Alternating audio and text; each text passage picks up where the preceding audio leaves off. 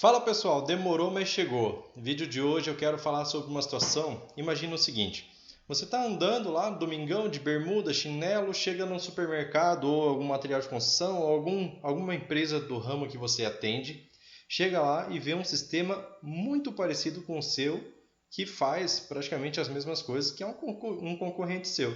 E aí você dá uma olhada, quando você vai mais a fundo, percebe, conversando com algumas pessoas ou outras, você percebe que a programação do banco de dados desse sistema é muito semelhante com a sua. Se muda alguma coisa, muda pouca coisa. Então, hoje eu quero te mostrar como fazer para proteger os seus dados dos usuários em si, de todos os usuários e até dos concorrentes que querem dar uma olhada no seu código-fonte, ou até mesmo de quem quer sabotar o seu código-fonte. Como você faz para proteger os seus dados, o seu metadata, né, o seu fonte no banco de dados desse tipo de pessoa. Dá uma olhada aqui na tela e a gente já vê como é que isso funciona.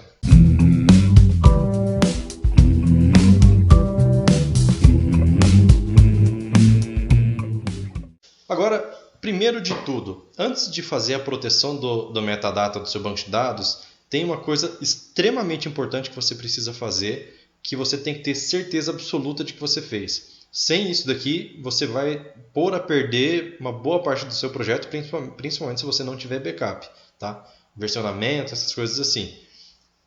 Mesmo que você tenha, pode ser que você ainda perca alguma coisa, alguma trigger, algum código-fonte de procedure, alguma coisa assim. Então, o que você precisa fazer primeiro?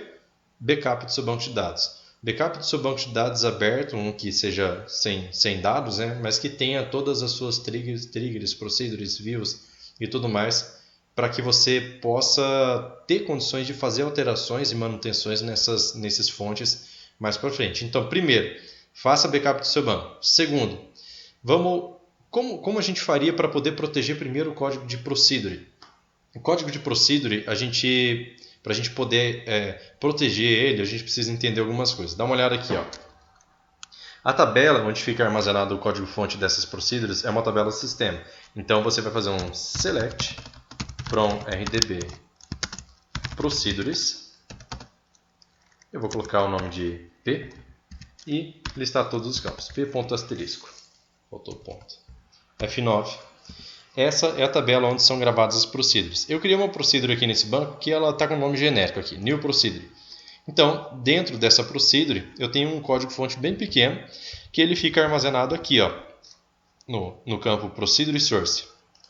Se eu der 2 cliques, eu vou ver exatamente o que está... Deixa eu diminuir aqui. O que está escrito dentro dessa procedure, que é basicamente uma variável que vai receber um valor 1 e vai dar um suspend, só isso. Mas no seu caso vai ser um código-fonte muito mais extenso. Então, isso daqui fica visível para o usuário, porque, por exemplo, qualquer usuário que vier aqui no menu, entrar em Procedures, der 2 cliques na sua Procedure, vai ver o código-fonte, tá? Só que você não pode permitir que as pessoas consigam ver. Então, depois de fazer o seu backup de banco de dados, deixar ele guardadinho lá, se possível, faça 2 backups em locais diferentes para que não tenha problema de você, por engano, fazer esse procedimento dentro do seu banco de dados oficial. Então, voltando aqui, nos resultados, a gente vê que dentro do Procedure Source é onde fica gravado. Agora, o banco de dados, o Firebird, ele não usa isso daqui para, como que eu vou dizer, para poder fazer a compilação da procedure em si. O Firebird não está nem aí para esse código-fonte aqui. Isso daqui está gravado para você poder fazer alteração, porque isso daqui é linguagem humana. O Firebird entende linguagem de máquina. Então, quando você cria uma procedure, ele já grava isso pré-compilado dentro de um outro campo que chama BLR, que é a linguagem binária dessa procedure aqui. Então, ele converte isso em binário já, a linguagem de máquina, para que você consiga, para que ele consiga fazer a interpretação, que fica gravado nesse campo aqui ao lado, ó, Procedure BLR. Esse campo aqui, Procedure BLR, você não mexe, tá? Passa uma moto aí. Então, quando o banco de dados vai rodar uma procedure, ele nunca, só revisando, ele nunca vai olhar para esse campo aqui, Procedure Source, ele vai olhar para esse BLR. Então, BLR você não mexe. Dentro do Firebird 3.0 em diante, as tabelas de sistemas começaram a ser protegidas para uso de somente leitura.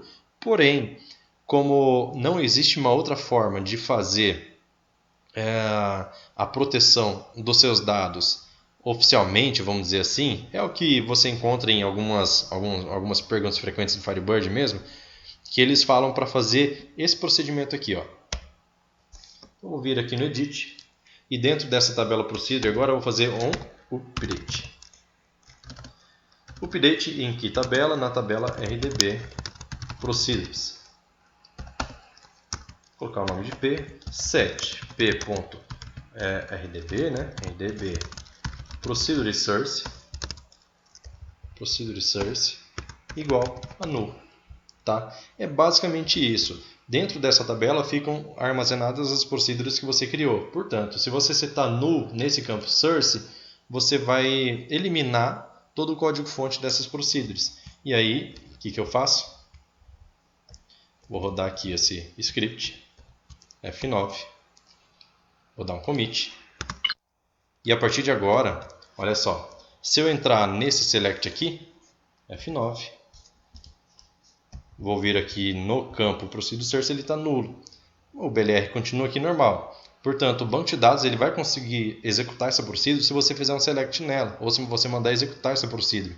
Ele vai conseguir executar sem problema nenhum. Agora, o procedure source ele fica nulo. E agora você vai entender por que você precisa fazer o backup. Porque se eu vier aqui nessa procedure, der 2 cliques, olha só o que tem aqui no fonte. Exatamente nada.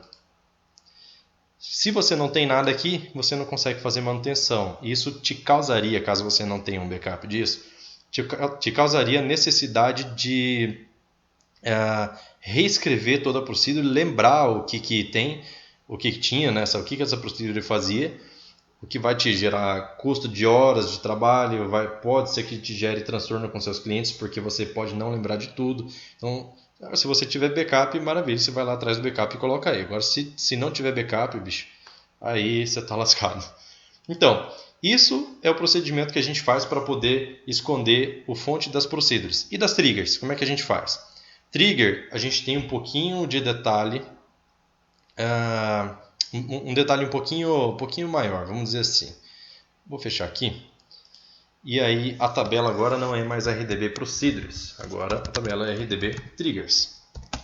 Então olha só, dentro do meu banco de dados de exemplo, se eu abrir aqui as triggers, eu tenho duas triggers, uma de atendimento e outra da tabela nome. Isso aqui é before insert. A única coisa que isso daqui faz é setar o generator. Olha só. Ele seta ele queima o generator, né, e atribui ao campo ID caso necessário, se ele estiver nulo. Então, isso daqui é a fonte de uma trigger e a outra trigger é basicamente igual. Tá? Agora, se eu fizer um select na RDB Triggers, e eu vou colocar o apelido aqui de T, você pode colocar o apelido que você quiser, tá? Vou dar F9. Perceba que ele não tem duas triggers só, ele tem um monte. Ó. Vou dar um Ctrl End aqui, ó. Tem 31 registros de trigger, onde 2 são criados por mim. O restante é tudo criado pelo sistema. Ó. Tudo começa com RDB, tudo tem um nome diferente. Ó. Constraints.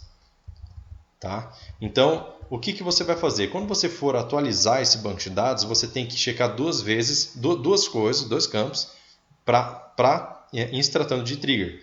Primeiro, uma trigger que foi criada por você, ela tem o campo aqui, ó, deixa eu pegar aqui, peraí. Tem o trigger source, né, que é o que a gente vai setar nulo, que está aqui, tá? Deixa eu dar um Ctrl. Nossa, cara, tem que ajustar isso aqui. Vou voltar lá. Então tem aqui, ó, trigger source, que é o que a gente vai setar nulo. Ele tem o BLR, que é onde ele está gravado a linguagem de máquina dessa trigger. Aqui para frente a gente tem System Flag. Então tudo que foi criado por nós fica com esse campo aqui zerado. Ele fica zero ou nulo. E aqui onde é 1 é trigger criado pelo sistema. Inclusive, outras coisas além de trigger aqui, constraints também vão ficar aqui, checks vão ficar aqui, aquelas checagens, né? Vão ficar aqui. E aí eu preciso definir, por exemplo, pode ser que eu crie um check, uma checagem em alguma tabela, algum banco de dados, alguma tabela, né, do banco. E se eu criar, ele vai cair aqui nessa tabela e vai ficar aqui com system flag igual a 0. Porém, eu só quero zerar as triggers, porque checagem é código muito pequeno, geralmente. Não tem uma inteligência ali, tem só uma validação, alguma coisa assim. Então, o que eu vou fazer? Eu vou olhar, o system flag tem que estar igual a 0 e o flags tem que estar igual a 1. Porque sempre que ele é igual a 1, significa que é uma trigger desse tipo que fica pendurada numa tabela. E aí você coloca lá qualquer tipo de inteligência no before insert, after insert, before update, after update, before delete, after delete. Tá? Então, como que vai ficar esse script aqui? Esse script vai ficar da seguinte forma. Ele vai ter update, rdb triggers t set t.rdb trigger source igual a null. E agora o where são duas, lembra que são dois campos, where t.rdb system flag igual a 0, que são as triggers criadas por nós, end t, eu tenho que identificar que eu quero só as triggers do tipo dessas que ficam penduradas em tabela, t.rdb flags igual a 1. Beleza, vou dar um F9 aqui, vou dar um commit, e agora, abriu coisa a mais aqui. E agora eu vou dar um F11, vou vir aqui na trigger atendimento e olha só. Ele tem aquele script ali de criação da trigger, create or alter trigger, active, mas ele não tem código fonte. Percebe? Isso daqui é só o cabeçalho da trigger. E ele dá aqui um parsing error, tudo, porque esse código aqui não é um código de trigger completo. Mas essa trigger vai funcionar normalmente quando você rodar suas implementações aí. Então, mais uma vez, antes de fazer esse procedimento, você precisa fazer um backup do seu banco para ter certeza de que não vai perder isso. É possível que em outras versões futuras aí do Firebird isso venha a mudar.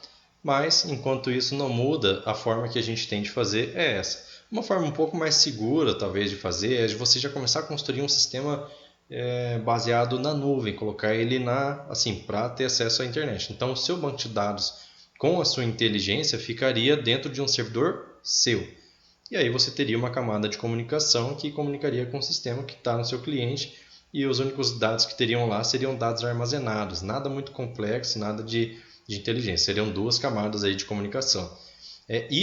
Essa forma de estruturação de servidor é o indicado pela documentação lá do Firebird, mas existe essa possibilidade, porque às vezes, por exemplo, você já construiu um sistema e você já deixa o banco de dados no servidor do próprio cliente. E para mudar essa arquitetura vai ser muito complicado, demanda muito desenvolvimento. Então, esse é o meio que a gente tem de fazer uma proteção de dados, de metadados, para que os seus clientes não tentem fazer alterações. Inclusive, eu já vi situações de o cara do suporte mesmo, da sua própria empresa, por exemplo, o cara do suporte ele fala assim, não, cara, isso aqui está errado, o cliente está trabalhando errado, e aí ele mesmo vai lá e entra na trigger e altera a sua trigger. E altera e fala assim, não, eu corrigi lá e tal, fiz essa implementação. Só que às vezes o cara do suporte não tem o conhecimento necessário para fazer uma análise geral assim, para saber se essa implementação que ele fez vai dar problema ou não em alguma outra rotina. Beleza? Gostou do vídeo? Sei que o vídeo de hoje ainda não é sobre migração de banco de dados, mas esse vídeo vai sair, eu prometo. E eu vou ficando por aqui. Boa sexta-feira, até segunda, e é isso aí. Valeu, falou, tchau, tchau.